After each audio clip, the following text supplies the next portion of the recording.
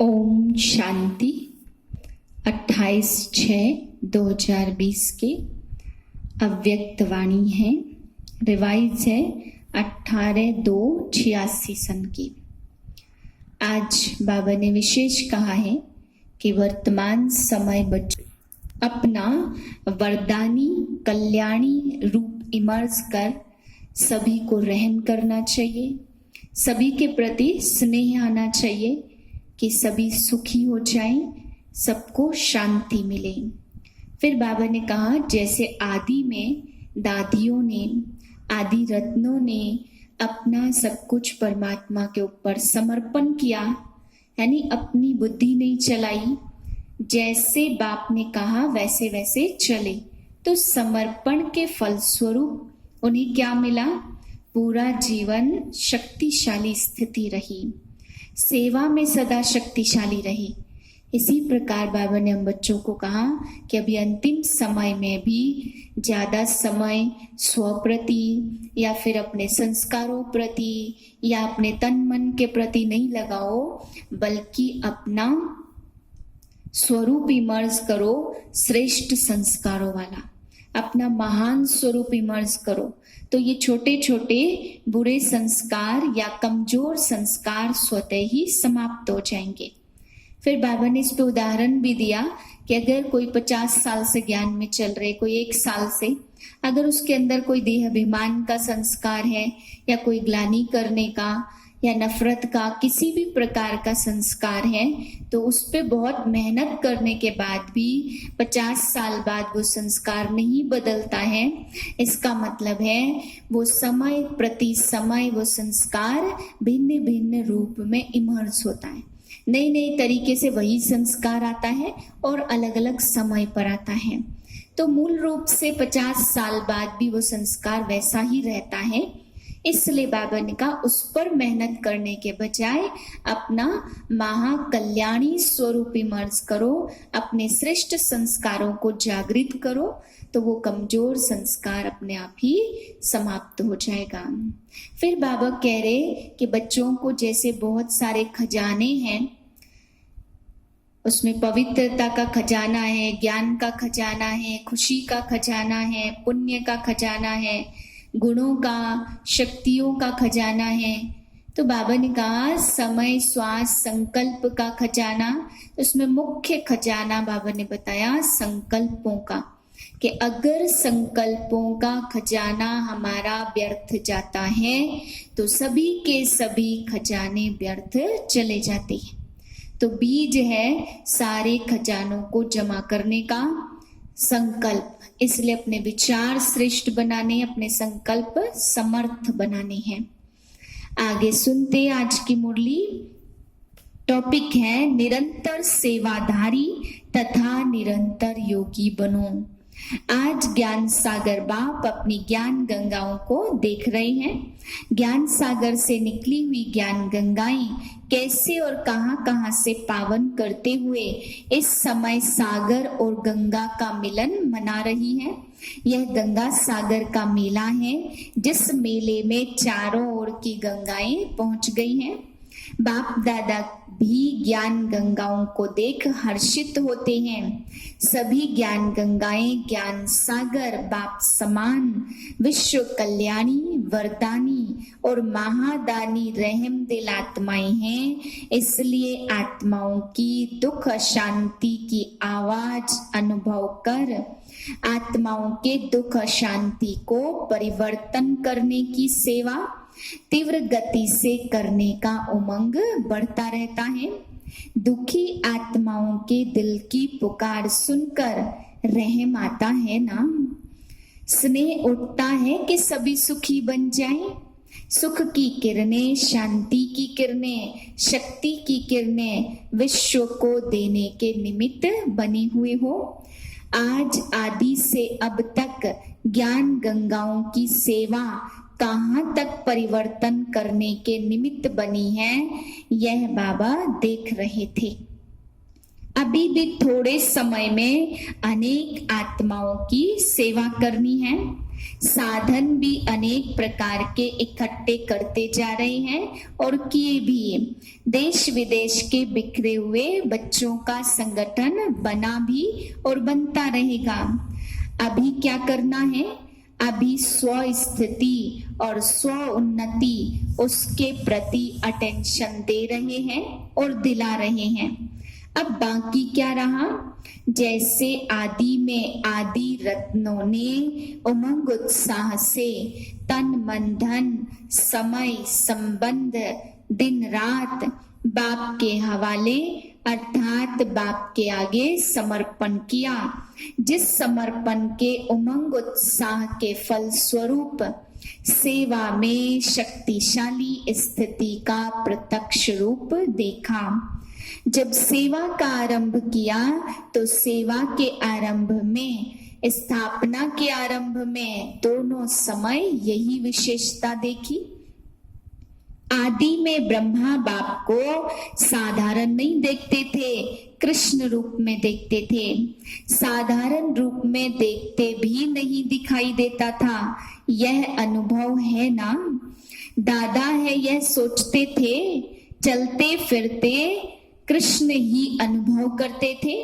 ऐसे किया ना, अनुभव किया और सेवा की। आदि में जब भी जहां भी गए तो सबने देवियां ही अनुभव की। अभी रहा हुआ थोड़ा समय निरंतर योगी, निरंतर सेवाधारी, निरंतर साक्षात्कार मूर्त और निरंतर बाप समान, इस विधि से सिद्धि प्राप्त करेंगे। गोल्डन जुबली मनाई, जैसे गोल्डन जुबली मनाने के दृश्य में साक्षात देवियां अनुभव किया, बैठने वालों ने भी और देखने वालों ने भी। चलते फिरते यही अनुभव सेवा कराते रहना। गोल्डन जुबली मनाना अर्थात निरंतर गोल्डन स्थिति वाला बनना। तो बाबा ने पूछा, आपकी गोल्डन जुबली ही है या किसी की तांबे की, किसी की सिल्वर की तो नहीं है? चलते फिरते इसी अनुभव में रहो। फरिश्ता सो देवता हूँ, दूसरों को भी आपके समर्थ स्मृति से आपका फरिश्ता सो देवी देवता रूप दिखाई देगा। स्व की छोटी छोटी बातों के पीछे, तन के पीछे, मन के पीछे, साधनों के पीछे, संबंध निभाने के पीछे समय और संकल्प नहीं लगाओ। सेवा में लगाना अर्थात स्व उन्नति की गिफ्ट प्राप्त करना। अभी समय प्रति समय लगाने का समय परिवर्तन करो। श्वास, जैसे भक्त लोग श्वास श्वास नाम जपते हैं, ऐसे ही आप बच्चों के श्वास श्वास में सेवा समाई हुई हो। हर घड़ी कल्याण के प्रति समर्पित करो। 4 घंटे या 6 घंटे के सेवाधारी नहीं बनो, परंतु विश्व कल्याणकारी स्टेज पर सदा स्थित रहो। माया को भी आपके पास आने की फुर्सत नहीं होगी जब संकल्प सेवा में बिजी रहेंगे। समस्याएं समाधान के रूप में परिवर्तित हो जाएगी। अभी अपने संस्कार परिवर्तन में समय नहीं लगाओ। विश्व कल्याण की श्रेष्ठ भावना से श्रेष्ठ कामना के संस्कार इमर्ज करो।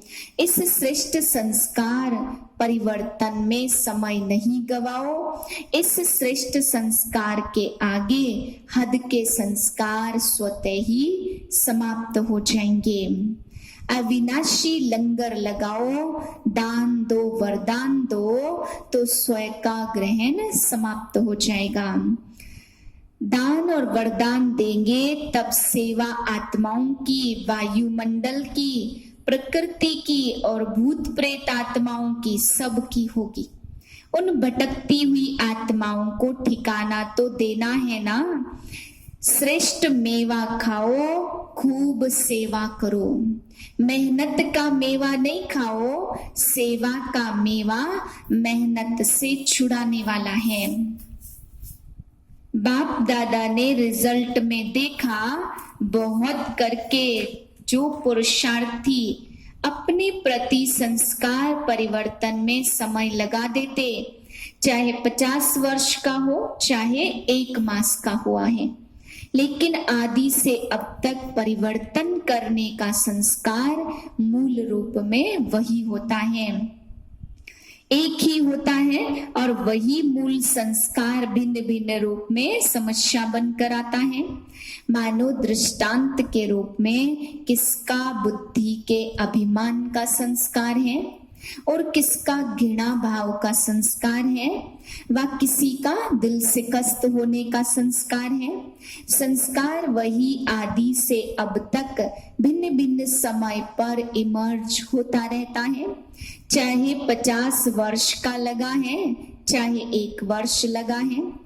इस कारण उस मूल संस्कार को जो समय प्रति समय भिन्न भिन्न रूप में समस्या बन करके आता है, उसमें समय भी बहुत लगाया, शक्ति भी बहुत लगाई।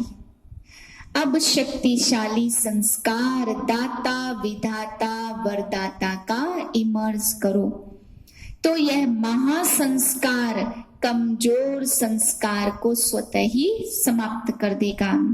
अभी संस्कार को मारने में समय नहीं लगाओ, अभी सेवा में बिजी रहो, तो सेवा की खुशी में स्वतः ही सारी समस्याएं समाप्त हो जाएंगी।